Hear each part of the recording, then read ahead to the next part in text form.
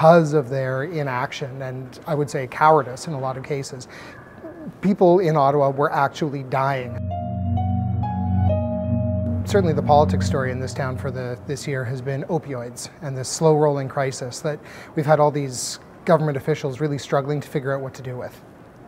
It's been building for years. It's been going on slowly. I think we've seen it with overdoses and addiction, beginning with OxyContin and then progressing to heroin and other forms of opioids. But the real killer, and literally the real killer, has been fentanyl. And once powdered fentanyl got into the drug supply in Ottawa, as these things do, it tended to start in the West, made its way here, then drug users started dying. Who cares about drug users, right? And that's often been the attitude that a lot of people have.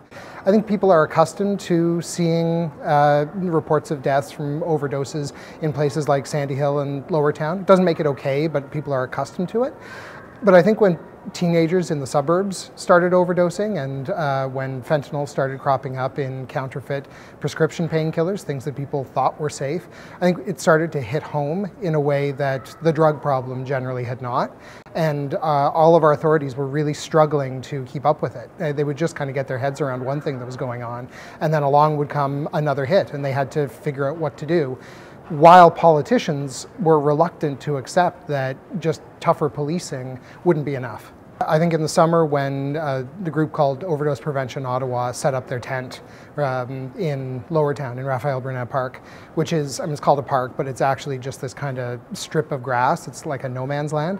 But they said, and I think they were right, that the governments were just not moving quickly enough, that there were supervised injection sites that had official approval that were in the pipeline, but they were not open yet, and people were literally dying of overdoses because they were using drugs in places where people were not paying attention to them. And if you overdose and nobody's watching, then you die. And it's as simple as that. It's impressive how they threaded the needle on this thing, because I think from a medical and scientific perspective, the solutions like supervised injection sites, or at least maybe not solutions, but the measures you take to address the problem are fairly obvious.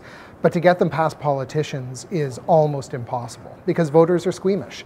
And no matter what the science says, getting the government involved in supervising drug use is not something that a lot of people instinctively support. But this is a thing that basically governments have been forced to act on, and watching the way that pressure has grown has been, from my perspective as a journalist, a really fascinating story all year.